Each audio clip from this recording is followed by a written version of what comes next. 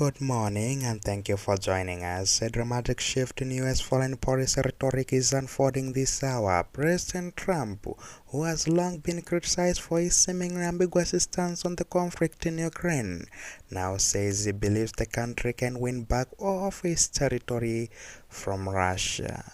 That's right, in a surprising turn, President Trump made his clearest statement yet on the war in Ukraine, declaring that he believes the country can fight and win all of Ukraine back in its original form.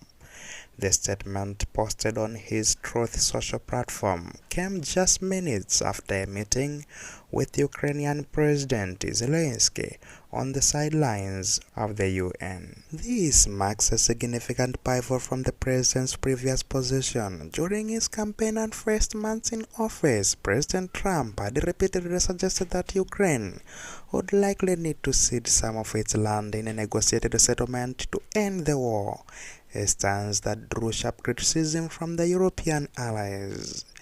Now his reasoning for the new outlook appears to be based on his assessment of the Russia's economic and military situation. In his post, the president called Russia a paper tiger, citing what he described as Moscow's big economic trouble and a war effort that has been fighting aimlessly. Ukrainian President Zelensky, for his part, has called the new comments a big shift in thinking. The president's new rhetoric also aligns with other strong statements that he has made this week, including suggesting that NATO nations should shoot down Russian aircraft that violates their airspace. The new position is being welcomed in Kyiv and across Europe, but remains to be seen if it will be matched by a tangible shift in US policy, particularly in the form of new sanctions against Moscow.